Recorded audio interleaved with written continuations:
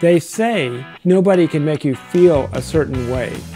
But that's psychobabble. Of course they can. But how does that happen? Oh hi, I'm Dr. Heath, psychoanalyst for Freudalicious Mind. Get to know your unconscious, it can work for you. People can make us feel a certain way, good or bad, but it takes two to tango. It usually speaks to a sensitivity within ourselves. When somebody makes us feel a certain way, it has something to do with what they're doing, but also a sensitivity within us. So it's like the communication fits into the sensitivity in us. In fact, that's one good way to learn about myself.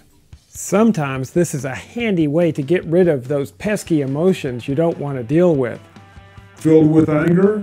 Let's go road rage some. I'm sure that person in that other car is a monster or something. But a psychoanalyst named Melanie Klein discovered a slight variation on that. What if our expectations match the other person's experience? So those uncomfortable feelings, we can unconsciously get the other person to feel them for us. Unhealthy, but it happens all the time. Let's have an example. What about when your spouse says, "Why didn't you take out the trash?" Not a playful, "Honey, did you forget to take out the trash?" Or even a clearly angry, "I'm not happy that you didn't take out the trash."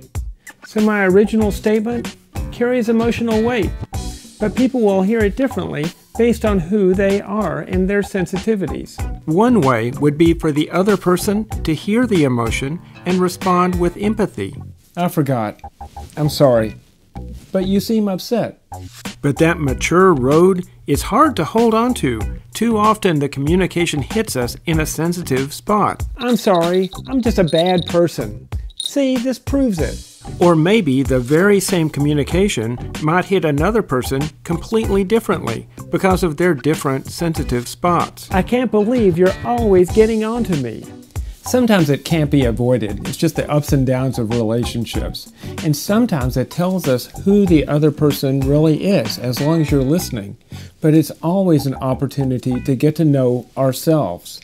Melanie Klein called this projective identification. She thought that there was an unconscious communication, that the first person had emotions they couldn't deal with. What? So the only way to change the situation is if both people could listen to those emotions and respond differently to the communication. Otherwise, it's just like a script. It gets played out over and over again. There is a script. See, the way the communication hits you fits into a pattern. So listen for the patterns. What's the other person trying to tell you with these emotions? If you forget that they're trying to communicate something, you can lose sight of their humanness. But we're out of time for today. Help me keep these videos advertisement free. Click on the link and contribute to my crowdfunding campaign. Every little bit helps.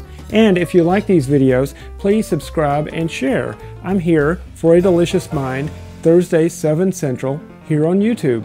See you next time as we continue to explore our mind.